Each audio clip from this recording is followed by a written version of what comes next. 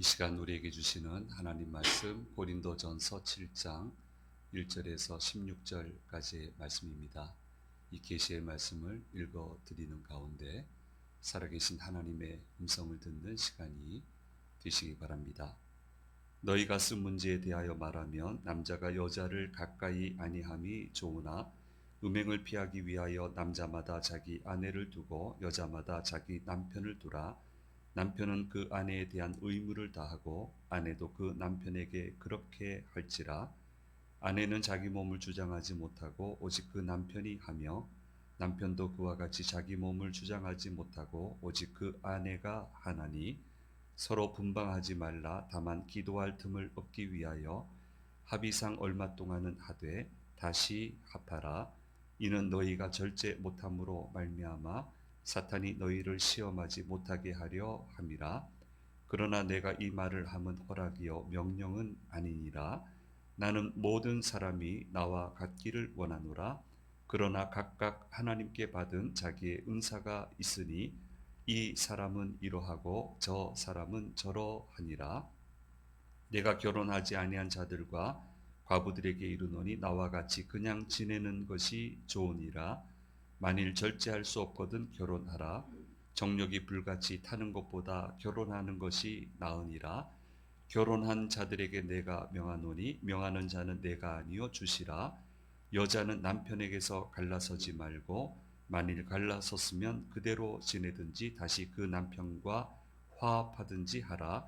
남편도 아내를 버리지 말라. 그 나머지 사람들에게 내가 말하노니 이는 주의 명령이 아니라. 만일 어떤 형제에게 믿지 아니하는 아내가 있어 남편과 함께 살기를 좋아하거든 그를 버리지 말며, 어떤 여자에게 믿지 아니하는 남편이 있어 아내와 함께 살기를 좋아하거든 그 남편을 버리지 말라. 믿지 아니하는 남편이 아내로 말미암아 거룩하게 되고 믿지 아니하는 아내가 남편으로 말미암아 거룩하게 되나니, 그렇지 아니하면 너희 자녀도 깨끗하지 못하니라. 그러나 이제 거룩하니라. 혹 믿지 아니하는 자가 갈리거든 갈리게 하라. 형제나 자매나 이런 일에 구애될 것이 없느니라. 그러나 하나님은 화평 중에서 너희를 부르셨느니라. 아내된 자여 내가 남편을 구원하는지 어찌 알 수 있으며 남편 된 자여 내가 내 아내를 구원하는지 어찌 알 수 있으리요. 아멘.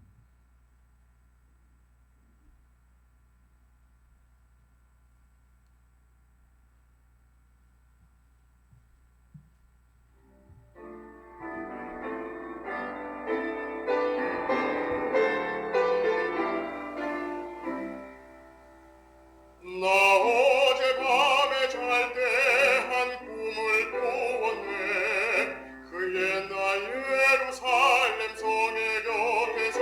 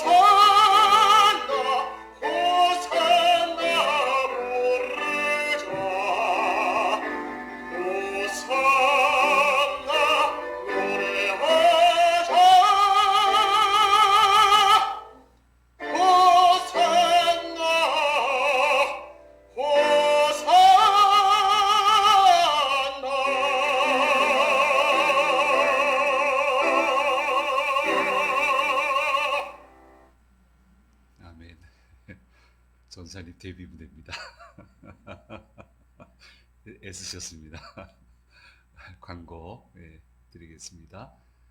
내일부터 실내 마스크 의무 해제가 되는 거 잘 알고 계시겠죠? 각자 판단에 따라 착용을 하시고요. 그러나 뒤에 문은 개방을 하고 여전히 저희가 조심해야 되기 때문에 그렇게 하도록 하고요. 그동안 몇 년, 3년 동안 이 앞에 가림막 보셨습니다. 이제 오늘 예배 다 마치고 나면 이건 이제 치울 겁니다. 다시 이렇게 어렵지 않도록 우리 좀 계속 우리 기도해야 될 것 같습니다.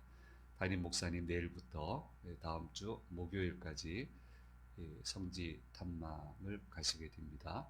또 촬영도 하시고 인솔도 하시고 여러 가지 안내도 하시고 하시는데 안전하게 다녀오시도록 기도해 주시면 감사드리겠습니다. 주일 예배 오신 사랑하는 성도님들, 또 영상을 통해서 예배 참여하시는 모든 분들에게 주님의 은혜가 함께 하시기를 간절히 소망합니다. 설 연휴 잘 보내셨습니까? 뭐하고 보내셨습니까? 엊그제 보냈는데 한참 지난 것 같아요. 노는 건 한참 지난 것 같아요. 예, 좋은 시간 보내셨으리라 그렇게 생각합니다. 저는 연휴 기간 동안에 이 교섭이라고 하는 영화를 아주 이게 박스 오피스 1위라고 해가지고 이거 한번 보자 하고 가서 이제 봤습니다. 그 아프가니스탄 인질극이 있었죠. 그걸 모티브로 해서 영화를 만들었는데요. 주연 배우들의 연기도 일품이었고요.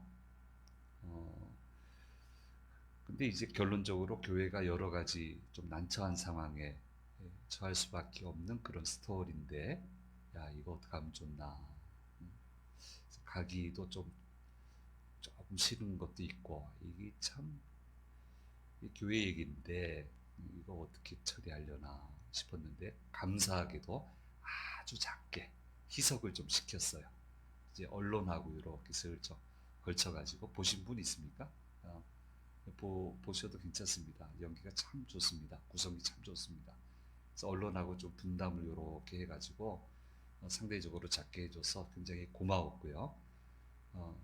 이게 상영 시간 동안 내내 긴장을 풀지 않고 집중력을 가지고 볼 수 있는 그런 아주 뛰어난 영화였습니다. 작품을 보면서 그 당시도 제가 되새기면서 이게 좀 책임을 져야 되는 입장에 있었다 보니까 바깥 교계 어른들도 뵙고 말씀도 나누고 그런 일이 기억도 나고 그때 가졌던 느낌, 그 영화를 보면서 다시 되새기게 됐습니다. 교회 리더십에 참 아쉬운 판단, 현실 인식에 대해서 어떻게 이렇게 판단을 못 하실까라고 하는 이제 그런 거. 그래서 이게 후속 그 팀들이 안 들어가게 좀 도와달라. 이게 보통 일이 아니다. 그런 이야기를 했던 기억이 나고요. 또 교회가 가지는 그 사회를 향한 자세 중에 I'm okay면 you are okay, I'm okay, everyone okay. 우리가 좋으면 다 좋게 생각할 거다. 그게 아닌데 현실은. 그래서 그런 생각을 하면서 한편으로는 아쉽게 또 그러면서 이 영화를 관람을 했습니다. 예수님 시대도 보면요, 제자들은 끊임없이 오판을 해요. 그 오판한 것 중에 제일 결정체는 예수님은 십자가 지면 안 됩니다. 절대 지지 마세요. 도망 다니세요. 왜 이렇게 하십니까? 근데 그게 오판이었어요. 근데 예수님은 십자가를 져야 된다. 져야 이 문제가 해결이 된다. 모든 게 해결이 된다. 그렇게 말씀하셨고요. 매사에 이렇게 예수님을 제자들은 어렵게 만들었습니다. 그래서 오늘 살아가는 교회도 예수님을 어렵게 만들면 안 되는데, 예수님을 어렵게 만들면 안 되잖아요. 교인들이 예수님을 어렵게 만들면 안 되잖아요. 예수님 위한다고 했는데 제자들이 이렇게 예수님 굉장히 어렵게 만들었어요. 그리고 그 후에야 제대로 판단할 수 있는 능력을 가지게 됐고요. 그 이후로는 이들을 통해서 예수님 굉장히 기뻐하셨고요. 하나님의 나라가 아름답게 세워져 가는 것을 우리는 잘 알고 있습니다. 그래서 건강한 이성적인 판단 능력이 이 교회 리더십이 중요하고 하나님 나라 건설이 중요하다라고 하는 것. 건강한 이성적 판단 능력. 이게 굉장히 중요하다라고 하는 것을 우리는 알 수가 있습니다. 예수님은 여기에 부합된 생활을 살아가셨습니다. 항상 제대로 된 현실을 인식을 하셨고 현실에 맞게끔 복음을 전했습니다. 그 사람들이 어떤 문화를 가지고 있고 어떤 대화법을 가지고 있고 어떻게 풀어나가는지를 정확하게 아시고 그렇게 소통을 했습니다. 소통이 잘 됐어요. 수용을 안 했을 뿐이지 그 사람들이. 이때도 문제가 뭐였어요? 리더십들이잖아요. 교회 리더십들. 회당 리더십들. 안 받아들이잖아요. 소통을 안 하잖아요. 근데 일반 사람들은 어떻게 합니까? 소통이 되잖아요. 예수님하고 즐거워하고 기뻐하고 늘 가까이 따르고 리더십은 안 되고. 예. 그래서 우리는 이 사실을 늘 잊어서는 안 됩니다. 이런 면에서 우리는 바울을 이해할 수 있는데요. 왜 바울을 하나님이 순회 전도자로 만드셨을까? 좀 한 곳에 머물러 있으면서 학교를 건립을 하면 그 당시 없는 것도 아니고 뭐 웬만한 곳에 학교가 있고 다 양성을 했는데 바울 같은 사람이면 한 곳에 정착을 하게 하고 학교를 운영을 해도 얼마든지 할 수 있었을 텐데 왜 하나님은 이렇게 순회 전도자로 삼으셨을까? 그래야만 현실을 정확하게 인식을 할 수 있기 때문에 그런 묵상을 하게 되었습니다. 당신은 갇혀진 세상 속에 살았잖아요. 누가 여행을 가겠습니까? 견문을 넓히겠습니까? 다 고만고만한 사회 속에서 일생을 살다가 그렇게 끝내는 게 그 당시 사회였는데, 근데 바울은 넓디 넓은 세계를 끊임없이 봐야 됐습니다. 자기도 좋은 것도 아니고요. 어쩔 수 없이 쫓겨다니고요. 가기도 해야 되겠습니다만은 머무르고 싶은데도 어쩔 수 없이 가야 되고요.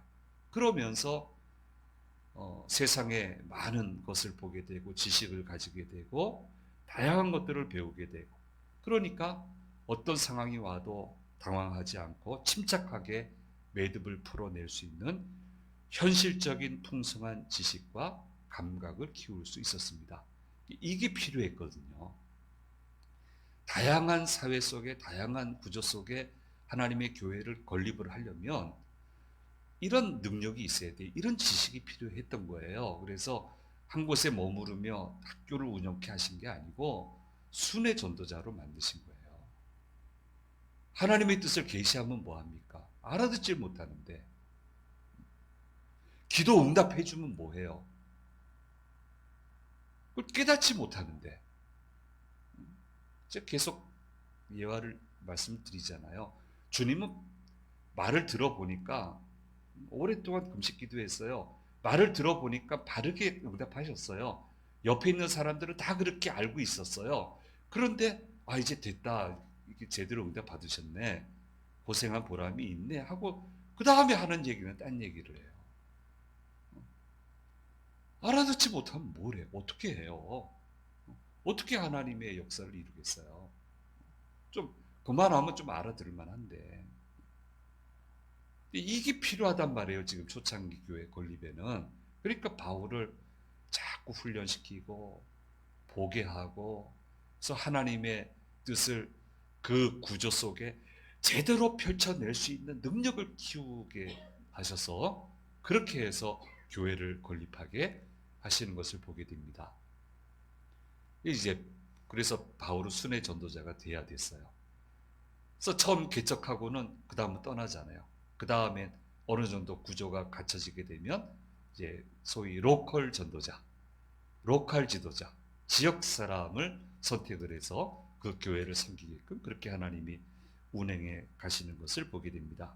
그러므로 교회는 끊임없이 기억하고 노력을 해야 됩니다.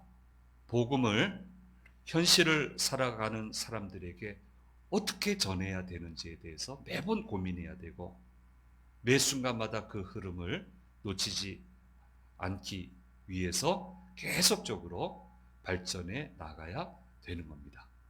그래서 교회에도 미래학자들이 있습니다. 저도 그 그룹의 하나, 그 일원이라고 할 수도 있고요. 2000년대 들어서면서 얘기한 게 23년이 지금 들어왔는데 30년을 커다란 변곡점으로 보고 대부분 다 그대로 구현이 돼요. 지금. 근데 앞으로 30년은 어떻게 되냐? 우리 지금 5G 제대로 안 된다. 6G, 7G 얘기하는데 양자 물리학이 들어오면 6G, 7G도 이거 필요 없는 거예요.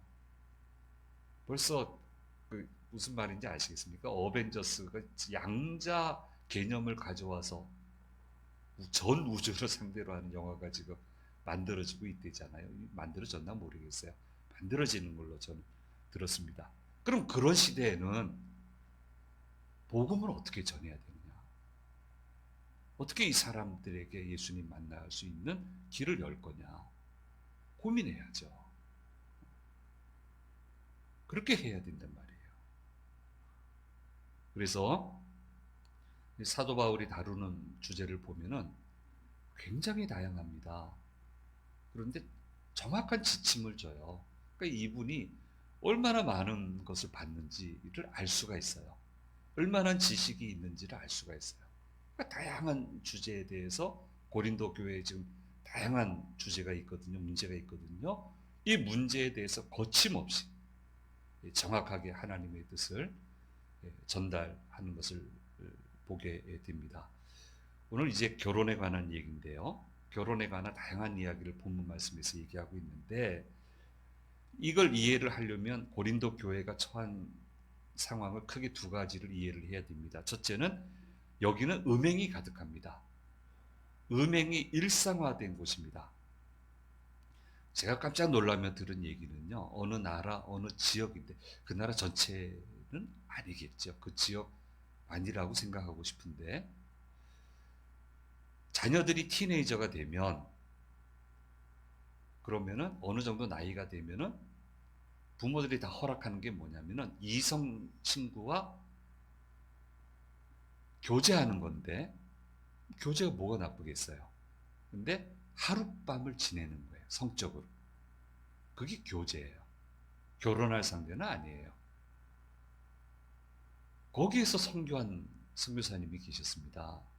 너무너무 놀래가지고 이분이 딸이 있는데 그 연령이 됐어요. 그러니까 교인들이 왜 우리 무시하냐고 자꾸 그러더래요. 그게 뭔 말인가? 왜 우리를 무시하냐고. 그 내용을 알고 보니까 딸이 그 나이가 됐고 딸과 교제하고 싶은 우리 아들이 있는데 왜 이걸 안 하냐고. 너무너무 놀래가지고 이 딸을 지켜야 되잖아요. 지키려고 정말 노력을 많이 하고 성경은 그렇게 얘기하지 않다라고 이렇게 아무리 얘기를 해도 이게 이해가 되지 않더래요. 이게 이런 문화도 있구나 하는 것을 그분하고 대화를 하면서 깜짝 놀라면서 들어봤습니다. 상상하기 어려운 성윤리를 지금 가지고 있거든요. 이 고린도 교회는 우리가 생각하는 것 이상인 것 같아요. 그러니까 다들 괜찮다고 얘기하는 거예요. 이거는 괜찮다, 괜찮은 거다, 문제 없다. 그런데 괜찮다는 말을 따라가지 말고 성경적 가치관을 가지고 살아야 된다라고 하는 것을 분명하게 하나님은 사도 바울의 편지를 통해서 얘기하고 있습니다. 괜찮다고 하지만 하나님 앞에는 절대로 안 괜찮다. 그러니 이런 데에서 자기 자신을 지켜나가야 된다라고 하는 것을 말씀해 주고 있습니다. 잘못할 때 다 괜찮다고 그러죠. 그러면 안 괜찮다고 얘기합니까? 그럼 어떻게 잘못하겠습니까? 다 괜찮다고 그러죠. 그리고 나서 끝에 가서 보면 안 괜찮아지죠.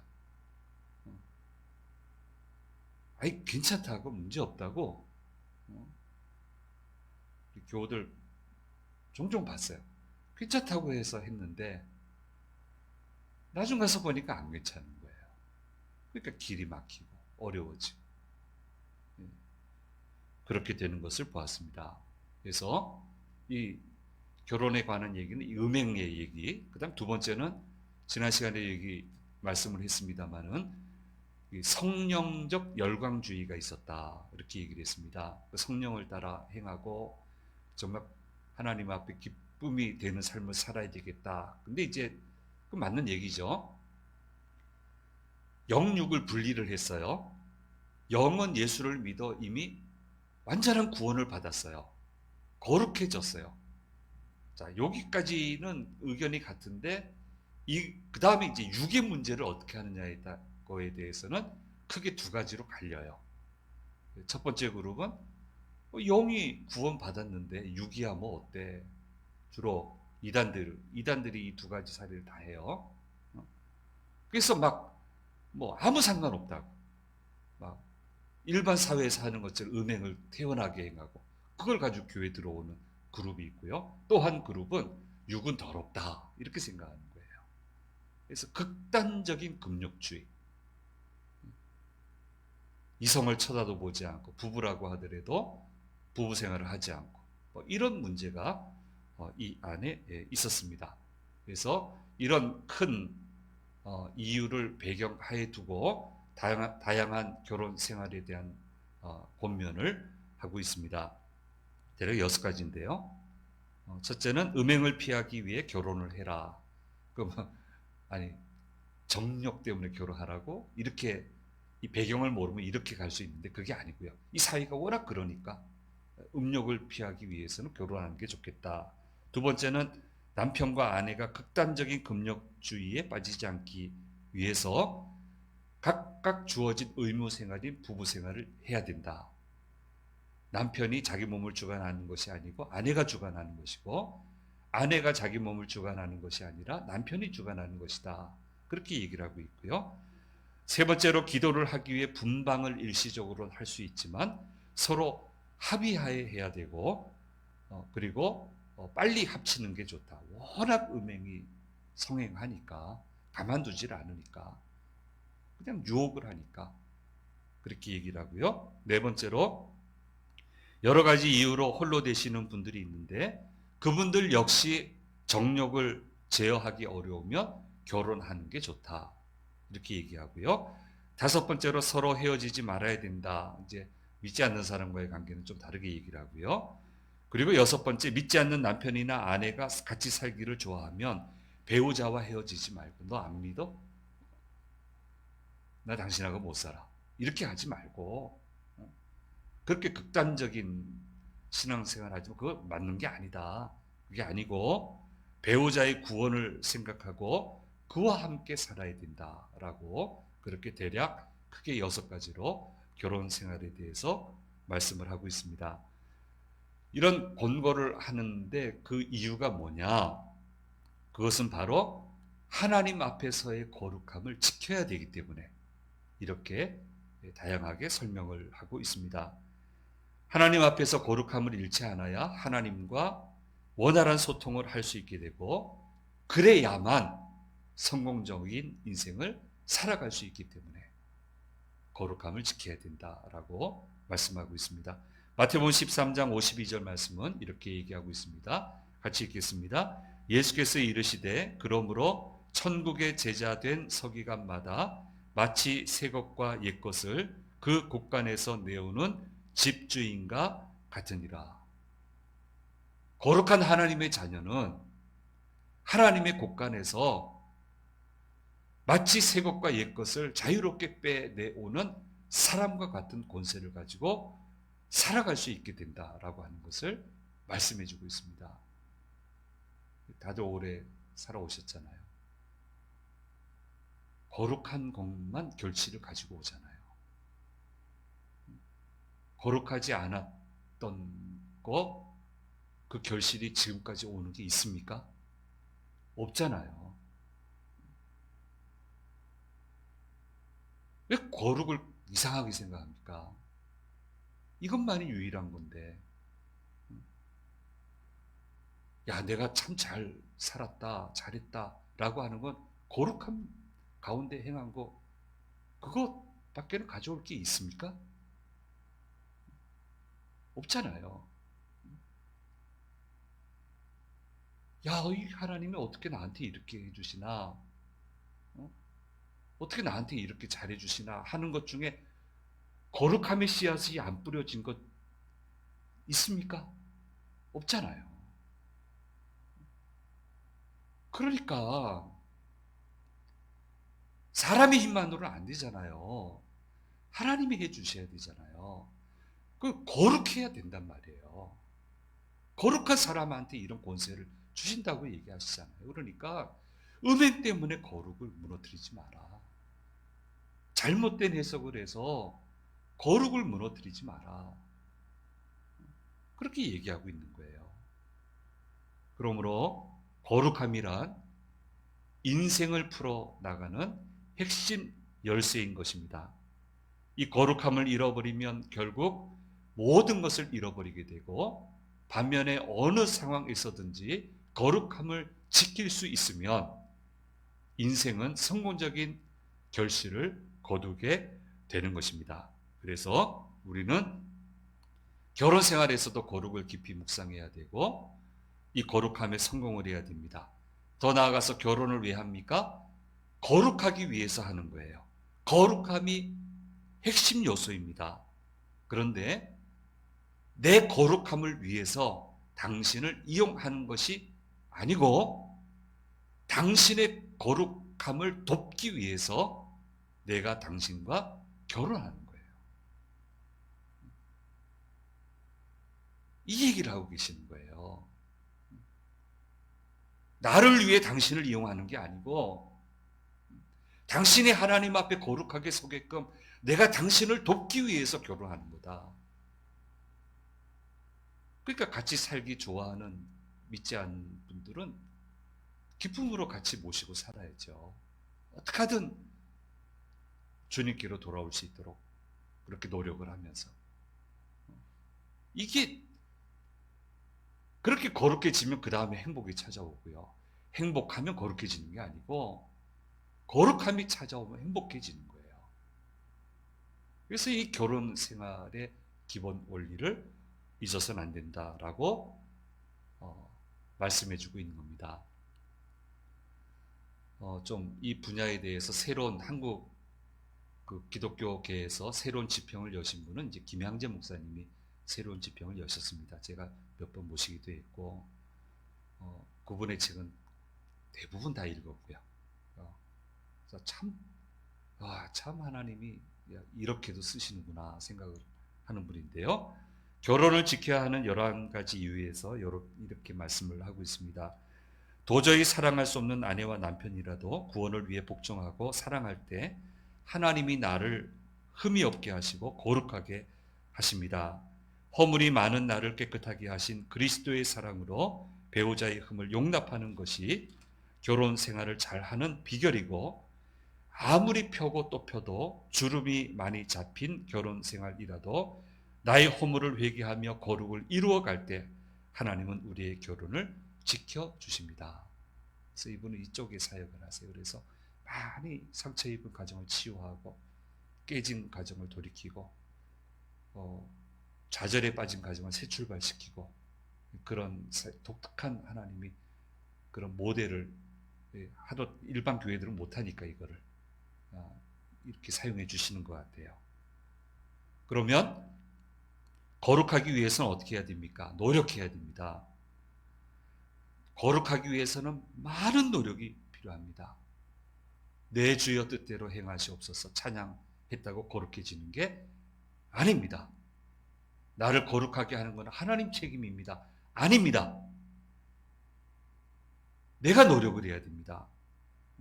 나를 쳐서 복종을 시켜야 되고, 피해야 될 것은 노력해서 피해야 되고, 열심히 노력해서 계획을 잘 세워야 되고, 온 힘을 다해서 달려가야 될 길은 달려가야 됩니다. 거룩은 노력에서 완성되는 거예요. 사도 바울의 결혼관이 고린도 교회에서 교인들에게 쉽겠습니까? 어렵죠. 너무 힘들죠. 그래도 얘기하는 거예요. 노력하라고. 노력하라고. 땀을 흘리라고. 그리고 이 거룩을 이루어내야 된다. 이렇게 결혼 생활에 대해서 교훈을 주고 있습니다. 사랑하는 여러분, 좋은 믿음은 저절로 생기는 게 아닙니다. 하나님이 주시는 축복은 그냥 주어지는 게 아닙니다. 축복의 근원을 따라가면 이유가 있어요. 감동이 있어요. 근원을 따라가 보면 반드시 있어요. 가슴이 먹먹해져요. 뼈를 깎는 노력이 선행이 되어야 되고, 뼈를 깎는 노력이 병행이 되어야 됩니다. 능력 있는 기도도 그냥 주어지는 게 아닙니다. 그 위치에 오르기까지 얼마나 많은 노력이 선행이 되는지 우리는 알아야 됩니다. 그래서 이거 어려운 얘기인데, 고린도 그 문화에서 살아온 사람이 쉽겠어요? 저거 막 손가락질 당하지 않겠어요? 어려운 건 아는데, 이게 기본 원리니까 노력의 경주를 열심히 해주면 좋겠다라고 하는 것을 오늘 말씀에서 이야기해 주시고 있습니다. 사랑하는 여러분, 거룩이 핵심 열쇠입니다. 노력해야 됩니다. 힘써야 됩니다. 그래서 결혼뿐만이 아니고, 오늘 말씀의 주제가 결혼이지만 이것뿐만이 아니고 모든 부분에 거룩함에 우리가 성공해야 되겠고, 그렇게 해서 결실이 있어야 되잖아요. 주님 앞에 갈 때 결실이 있어야 되지 않습니까? 이 방법 외에는 없거든요. 이 길로 나아가기로 다짐하고 또 도전하는 우리 모두가 되어야 될 것입니다. 기도하겠습니다. 귀하신 주님, 결혼에 관한 다양한 메시지를 주시는 것을 묵상하며 주의 음성을 들었습니다. 주님, 이 거룩 핵심 열쇠입니다. 절대로 놓치지 않게 도와주시고 온 힘을 다하여 달려가게 하셔서 거룩함을 이루어 거룩함의 결실을 정말 두고 거두게 하시는데, 이것을 정말 거둘 수 있는 저희들의 믿음이 될 수 있도록 도와주시옵소서. 모든 생활이 거룩함으로 주 앞에 드려지는 그런 생활이 되도록 인도해 주시옵소서. 감사드리고 우리 주 예수 그리스도의 이름으로 기도드립니다. 아멘. 4장 찬양드리겠습니다.